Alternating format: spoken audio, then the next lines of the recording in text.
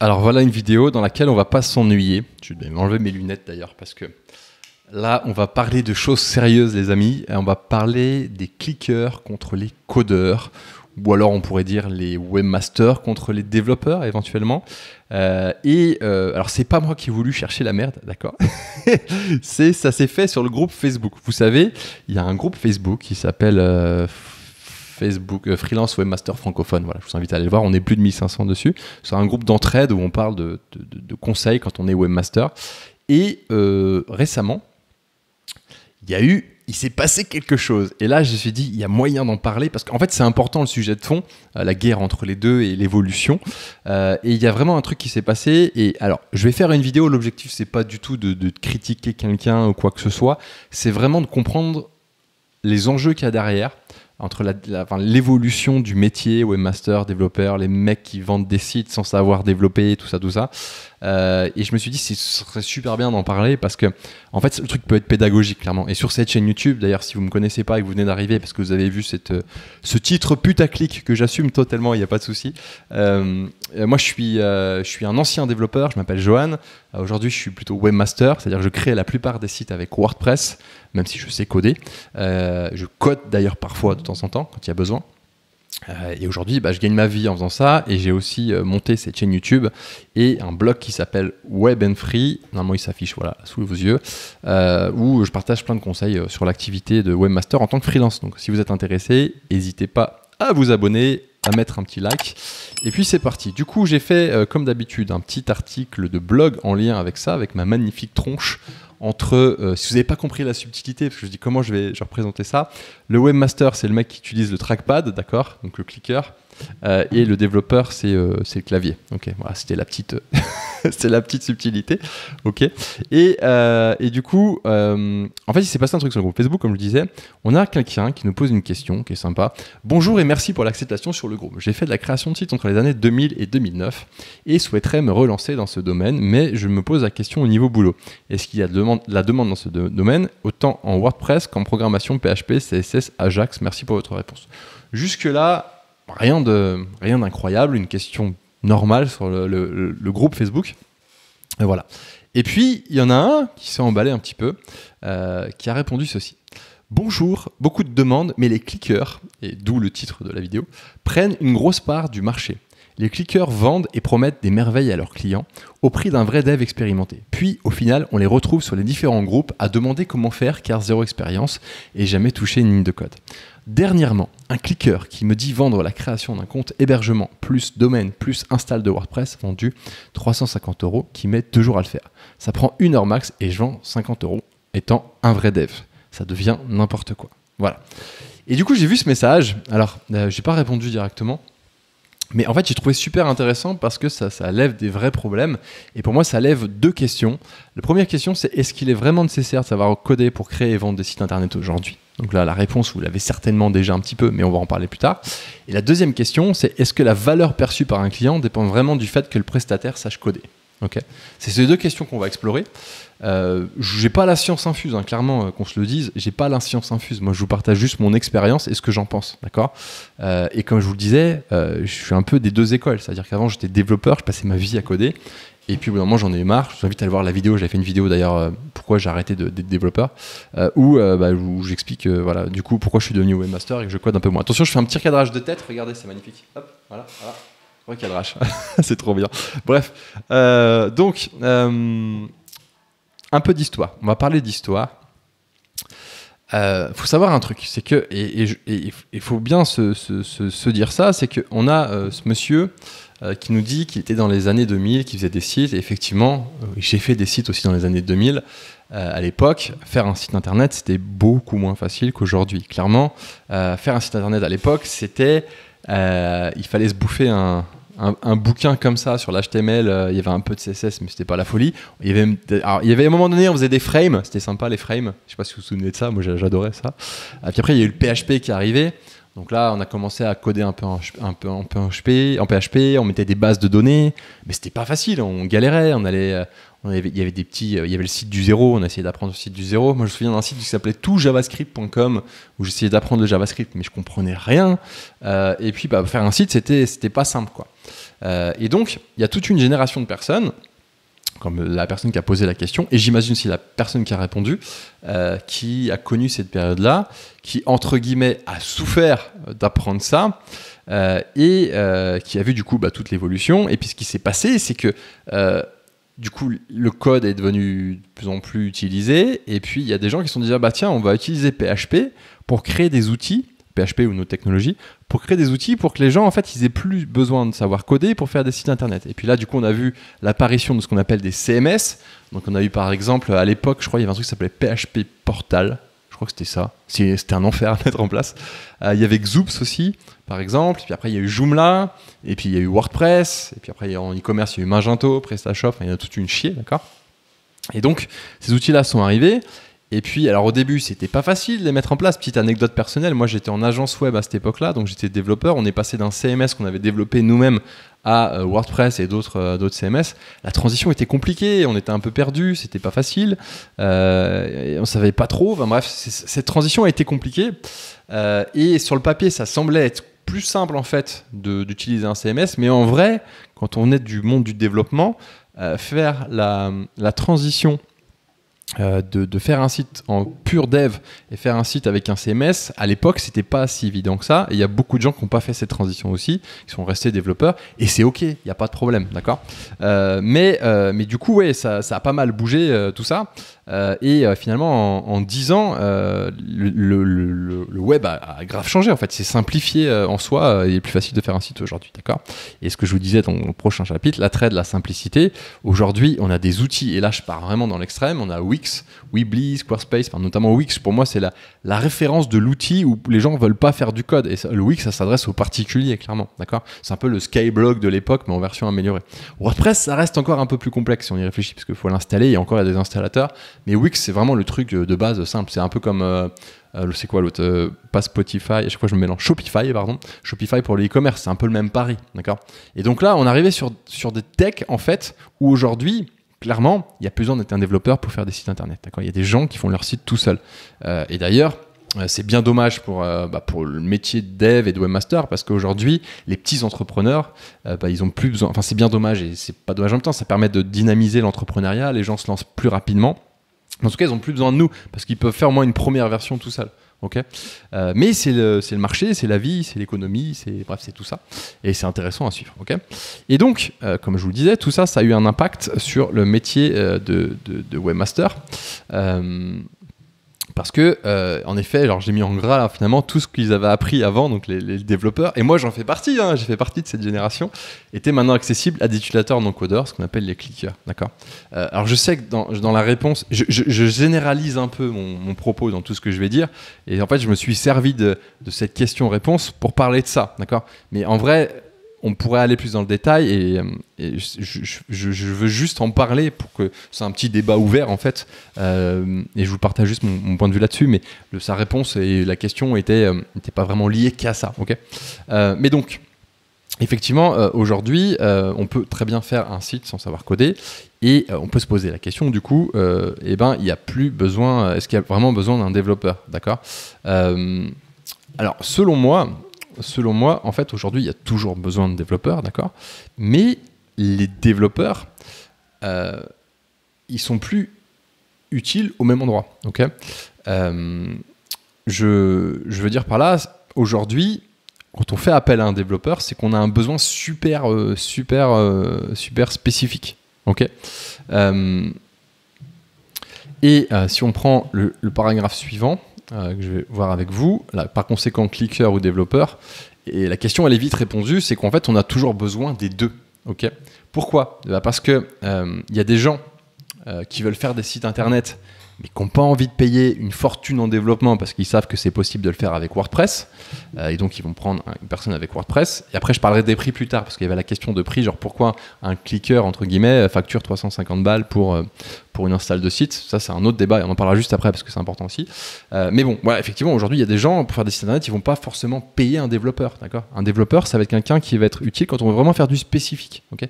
Parce que le développeur c'est un métier spécifique, d'accord ? C'est une spécialisation, ok ?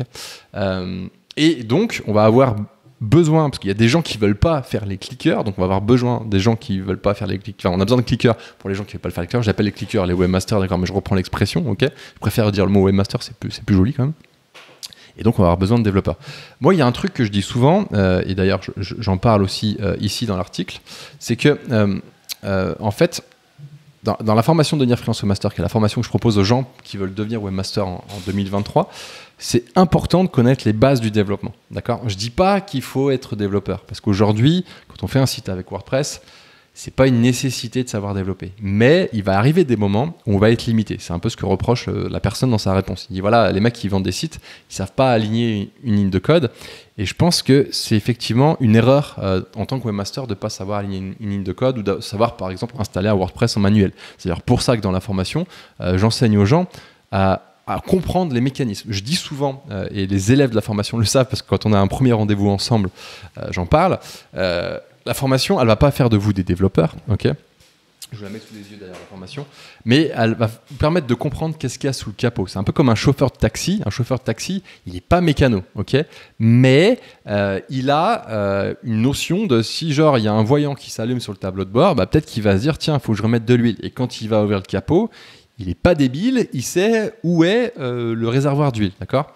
Je dis ça, mais il y a plein de gens qui ne savent pas changer l'huile sur leur voiture ou qui ne savent pas où sont les différents trucs. Et c'est important. Nous, dans notre métier, on fait des sites internet.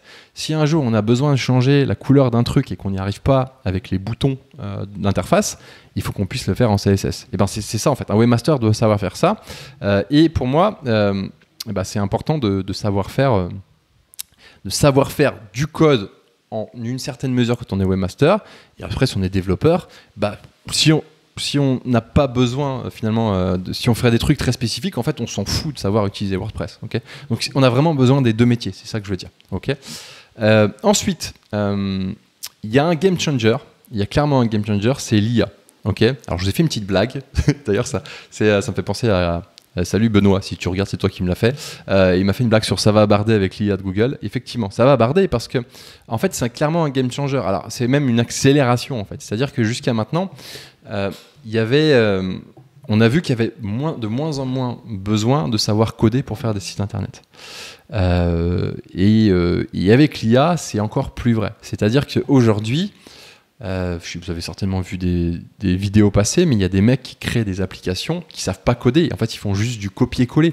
Donc là, on passe à un level de clicker, si je prends l'expression de la personne, c'est du high level, quoi. C'est-à-dire le mec, il a juste à dire « fais-moi un bout de code », copie-colle, hop, je lance, ça marche pas, je vais voir ChatGPT, ça marche pas, ça me fait telle erreur, ok, ChatGPT te dit, bah fais ça, hop, je retourne. Et en fait, aujourd'hui, on peut faire des applications, on n'a même pas besoin de savoir coder, on a juste besoin de savoir cliquer et copier-coller, ok ? Et ça, c'est une tendance, on peut pas le nier, de plus en plus, c'est facile de coder des trucs sans savoir coder, ok ? Est-ce que c'est bien, est-ce que c'est pas bien ? J'en sais rien. En tout cas, mon point de vue reste toujours le même. Si vraiment on veut coder quelque chose et qu'on veut comprendre ce qu'on fait, c'est bien de comprendre les bases, le truc de base. Et encore une fois, il faut apprendre des trucs de base. Et pour ça, peut-être que ChatGPT permet... L'avantage de ça, et un peu comme les CMS à l'époque, c'est que ça, en fait, j'arrive pas à trouver le mot, ça limite les barrières à l'entrée. Ça ouvre plus de portes, en fait. C'est-à-dire qu'avant, il fallait acheter un bouquin comme ça pour essayer de faire un site internet. Ensuite, il fallait potentiellement regarder la doc pour installer un CMS. Donc, c'était déjà un peu plus compliqué. Il y avait un peu de technique. Voilà. Il fallait sur le site et tout. Aujourd'hui, il suffit d'aller dans un chat et dire comment je fais ça et ça nous donne la réponse. Donc, à l'avenir, peut-être qu'on aura la puce connectée dans le cerveau. Et puis, je sais pas, la puce Neuralink là, d'Elon Musk. Puis, on dira, vas-y, attends, je pense à un site internet et bing, le truc, il apparaîtra. Je sais pas. On sait pas hein, comment l'avenir sera fait. Mais en tout cas, ce qui est sûr, c'est que le développement devient de plus en plus abordable. Et c'est bien. Ça permet ça permet encore plus aux gens de s'exprimer en fait. Le code, c'est de l'art hein, pour moi, c'est une expression d'ailleurs. Comme la création d'un site internet, c'est un genre d'art, c'est un genre de création. Okay, c'est un métier créatif. Okay, donc, si on continue dans cette logique, petit à petit, ça va évoluer. Et en fait, je pense qu'à terme, il y aura beaucoup plus de clickers que de codeurs. Mais on aura toujours besoin des deux. Parce qu'un codeur, un développeur, il a une intelligence structurelle, une logique que peut-être le clicker copier-colleur n'a pas. et le cliqueur copier-coller va l'apprendre petit à petit en faisant ça, d'accord? Mais voilà, il y a un peu des deux et ça évolue et c'est intéressant à voir comment ça évolue. Maintenant, il y avait une autre question qui était levée, je vous rappelle, c'était, donc je vais répondre à la première question qui était, est-ce que c'est vraiment nécessaire de savoir coder pour créer des sites et vendre, est-ce que c'est vraiment nécessaire de savoir coder pour créer et vendre des sites internet? On a vu que pas forcément, d'accord? Maintenant, il y a la deuxième question, et là, la personne disait, dernièrement, un cliqueur me dit vendre la création d'un compte hébergement, domaine, install de WordPress vendu 350 € qui met 2 jours à faire, ça prend 1 heure max et je le vends 50 € étant un vrai dev. Deuxième question, c'est est-ce que la valeur perçue par un client dépend vraiment du fait que le prestataire sache coder? Okay, parce que là, c'est clairement le cas. Il y a un client qui a payé 350 balles pour un truc qu'un autre gars hyper expérimenté peut faire 50 balles. On peut se poser la question, est-ce que ça vaut... pourquoi pourquoi ça? Okay. Donc là, il y a plusieurs points que j'aimerais avoir avec vous. Premièrement, c'est l'importance de la valeur perçue. Alors, ça va être des points un peu délicats à aborder, mais en gros, s'il y a un client... je suis d'accord que c'est abusé de vendre une install WordPress 350 balles. Clairement, c'est un peu abusé, mais il y a un client, a priori, qui l'a fait. Okay, ça veut dire que pour ce client, à un moment donné, la valeur perçue du travail à faire, c'est-à-dire installer un site WordPress, eh ben, ça valait la peine de payer 350 €. Et ça, c'est un truc que je veux essayer de vous dire. Je ne vous dis pas de faire ça, parce que pour moi, c'est vrai que c'est à la limite de l'escroquerie. Enfin, je ne vais pas abuser non plus, ce n'est pas une escroquerie incroyable, mais ça reste un peu cher, la prestation. Mais ça veut dire que vous, dans votre tête, parfois, je vois des webmasters ou même des développeurs. Pour moi, le développeur en question qui vend la presta 50 €, bah, c'est peut-être pas super bien vendu non plus, parce que la personne en question a beaucoup d'expérience et finalement, elle ne profite pas de son expérience. Elle ne la vend pas au... Elle ne sait pas vraiment vendre son expérience au tarif qu'elle devrait la vendre. Je ne dis pas de la vendre 350 balles, mais je pense qu'il y a un juste milieu en fait. Peut-être, si on prend l'exemple du mec qui a vendu sa presta install de site à 350, ça se trouve en fait, dans la presta, il fait un site internet derrière et le site internet, il va peut-être rapporter des millions d'euros au client. Et peut-être qu'en fait, pour le client, 350 balles pour 1 million de valeur perçue au final, bon, c'est rare que ça arrive, mais ça peut arriver, eh ben, ça vaut clairement le coup de payer ces 350 balles pour l'install d'un site. Okay, donc, c'est toujours compliqué de juger un tarif, même s'il y a des notions, on a une idée du temps qu'on va passer et de la valeur sur le marché, d'accord? Mais il faut toujours se rappeler, et ça c'est important quand vous faites vos devis, que en fait, ce qui est important, c'est la valeur perçue pour le client. Et on n'a pas tous la même valeur perçue de quelque chose. Si aujourd'hui, je vous dis combien vous vendez un site internet, je suis quasiment sûr que vous allez tous avoir des prix différents. Okay, si vous demandez à un client combien il est prêt à acheter un site internet, en fonction de la catégorie de clients, de ce qu'ils font, ils vont tous avoir des idées de prix différentes. Okay, donc, c'est important de comprendre ce mécanisme de valeur perçue. Après, il ne faut pas en abuser non plus, il y a juste un juste milieu à trouver. Deuxième truc, c'est ce que j'ai essayé d'expliquer, c'est la problématique du tarif horaire pour les experts. Il y a un gros problème avec les experts, j'en fais partie, pendant longtemps j'ai fait ça, c'est qu'en fait, on a pris l'habitude de vendre au temps passé. Okay, mais il y a un moment donné, je ne sais pas si par exemple on est expert, qu'on a plus de 10 ans d'expérience et qu'on vend encore notre tarif horaire à 30 balles, eh ben c'est pas cher du tout, et des fois il faut arriver en fait à sortir de cette zone d'expert. Parce que le problème, c'est qu'un expert, il est bon. Et s'il est bon, il va beaucoup plus vite que les autres, d'accord? Et au final, il est moins bien payé que quelqu'un qui est moins bon et qui facture au même temps, au même taux horaire. Okay, donc, un expert, si c'est votre cas, et que vous avez l'impression parfois que vous facturez pas assez cher, dites-vous que vous avez pris des skills et qu'il est peut-être temps en fait d'augmenter votre taux horaire ou alors d'arrêter de vendre au temps passé. D'accord ? Peut-être que vous devez faire des forfaits. Vous devez vendre au forfait certaines prestations. Peut-être que l'installation d'un site WordPress, si je prends l'exemple qui est là, je ne vous dis pas de le vendre 350 balles, je ne vous dis pas non plus de le vendre 50 balles. Je pense que voilà, il faut peut-être ça a un prix différent, okay, parce que vous êtes expert, parce que peut-être que dans votre install, vous allez prendre en compte l'install d'extensions spécifiques, peut-être que vous allez proposer des extensions qui sont payantes, peut-être que vous allez configurer des trucs que d'autres ne font pas, je sais pas, les permaliens, les réglages de WordPress, le SEO, bref, plein de petits trucs qu'un débutant ne ferait pas. Mais vous l'avez tellement fait de fois que vous allez le faire super vite et au final, vous allez facturer un truc qui a de la valeur peut-être moins cher qu'à une personne qui a moins d'expérience. Et c'est dommage. Et en fait, j'en arrive sur le point 3, qui est l'équilibre. Il y a un équilibre à trouver entre les deux. Clairement, c'est ce que je vous ai dit déjà plusieurs fois. Peut-être que l'install d'un site WordPress par un développeur expérimenté, peut-être que ça se facture pas 50 €, peut-être un peu plus, j'en sais rien, ça dépend de ce qu'on fait dans l'installation du site WordPress, d'accord. Et peut-être que effectivement une personne qui est pas expérimentée, qui facture une install de site à 350 €, elle ferait peut-être bien de se former aussi, et en tout cas, elle est bonne en vente, d'accord. Ça, on peut pas le nier. Okay, donc il y a un équilibre à trouver entre les deux. J'ai pas la réponse à ça, et il n'y a pas de guerre finalement entre les développeurs et les webmasters. Je pense qu'on est carrément complémentaires. Je pense qu'il faut pas être débile en se disant je suis webmaster, je veux pas coder, c'est pas pour moi, ou à l'inverse, je suis développeur, je veux pas utiliser de CMS. Il faut savoir s'ouvrir, parce que le marché évolue, et si on reste figé sur nos idées, en fait on passe à côté, quoi. Au bout d'un moment, on est éjecté du marché. Okay, donc voilà, faites attention, c'est important. Je vous mets du coup, il y a une conclusion malade que j'ai rédigée. Je vous invite à aller la voir si vous avez envie, mais grosso modo c'est ce que je viens de vous dire. Voilà, donc pour résumer, je l'ai dit, il n'y a pas de guerre entre les clickers et les webmasters. Il faut savoir, aujourd'hui, il n'y a plus besoin de savoir coder pour faire un site internet, c'est une réalité du marché. Mais en même temps, c'est bien d'avoir un minimum de base pour ne pas être coincé quand on est face à un problème de code. Par exemple, si on est webmaster et qu'on ne sait pas coder, c'est con, parce que c'est quand même les bases de notre métier, d'accord. Et puis après, il y a l'histoire du tarif. Je vous invite, si vous avez... c'était une vidéo un peu particulière, c'est limite, c'est pas un coup de gueule, parce que je me suis pas énervé, mais en tout cas, c'est un sujet un peu chaud que je voulais aborder, parce que je pense qu'il y a plein de trucs à en tirer, il y a plein de leçons à en tirer. J'ai essayé de vous partager en fait les conseils qui me semblent importants pour vous, que vous soyez débutant ou expérimenté.